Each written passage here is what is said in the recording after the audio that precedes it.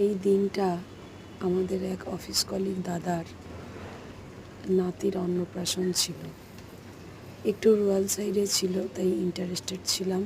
আমরা মেয়েরা মিলে গিয়ে ভীষণ মজা করলাম, খেলাম, ঘুরলাম, অনেক অনেক ছবি তুললাম, ভিডিও করলাম। সব মিলিয়ে বেশ ভালোই কাটলো। দিনটি ছিল 30শে জুন।